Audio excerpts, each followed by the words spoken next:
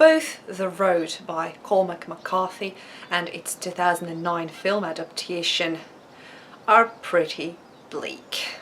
This depiction of post-apocalyptic world and the truly heartbreaking story of survival, story of a father and a son that go through a lot.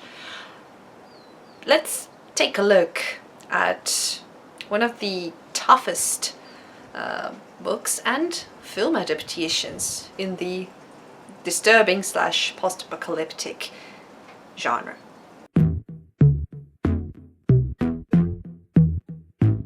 Welcome, this is Check That Book, a special place on the internet where we get acquainted with arguably the most disturbing books ever written. And yes, today I am outside. I would like to explore, actually not in real life though, but just put your minds to work today. You'll have to forgive me, the sun is all over the place today. It's high altitude and spring. John Hillcoat creates this bleak and truly sad post-apocalyptic world on screen, and I believe he did the book justice. But first things first, let's quickly speak about the tone of the film. Whilst the book relies heavily on McCarthy's sparse poetic prose and deep introspection, the film is, of course, more visual and action-oriented. Well, I guess it is kind of part of the deal with this genre. It uses voiceovers sparingly. Much of the father's internal monologue is lost, making it feel more like a straightforward survival story. And honestly, I don't think it's necessarily a bad thing, because whilst the introspection and the flashbacks and memories of the father, they're interesting to read, sure, but sometimes it can get a bit draggish. Yeah, that's the new word I use.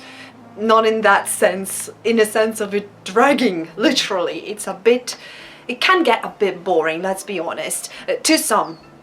So yeah, I guess this action-oriented, rather fast-paced scenario is not a bad idea when it comes to movies such as this.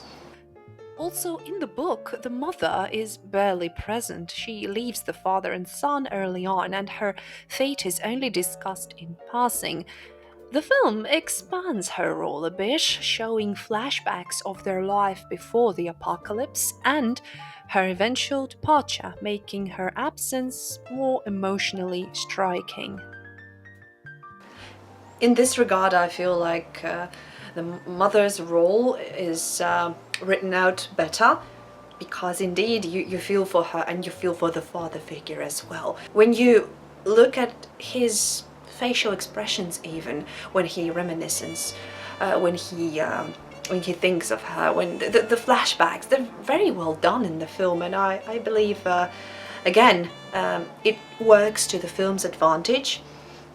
So yes, the wife's / mother's departure is much more emotional in the film to me.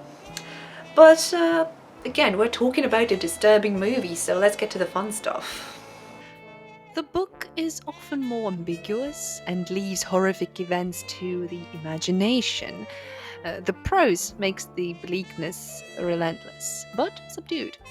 The film, however, visually, yes, portrays disturbing moments like our beloved cannibalism and starvation, making some aspects of the horror more explicit. That scene in particular where our couple discovers the basement full of people who are going to be eaten, that hits hard, specifically on screen. I mean, it works well and it horrifies you, and if you're not disturbed by it, then well, Are you even human? I mean, this is some seriously fucked up stuff, and again, to me, potentially quite realistic.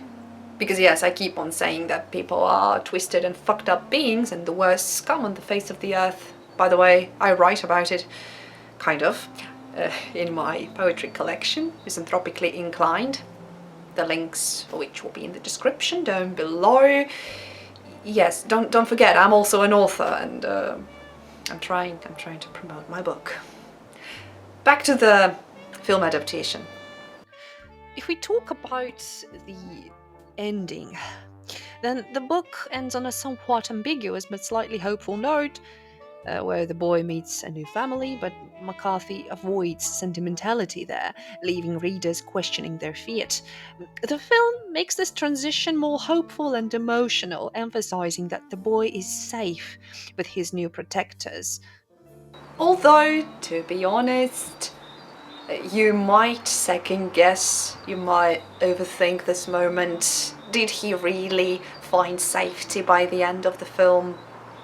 To me, it was kind of the same as in the book.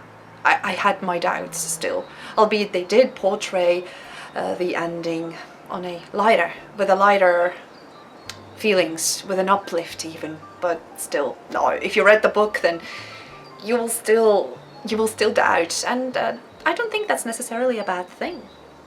The film is visually disturbing indeed, especially in moments of violence and cannibalism, but it also provides more emotional relief through flashbacks and a slightly warmer ending.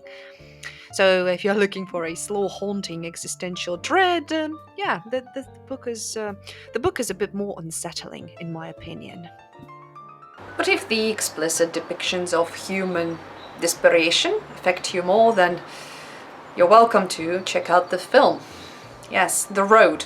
So this was a fun little trip down the post-apocalyptic road. Not a big fan of this, because it is disturbing, indeed. Thank you guys so much for watching. If you like disturbing content, consider giving this video a boost in the form of an erect thumb, and make sure to subscribe for more. I wish you all well, and till soon. Goodbye.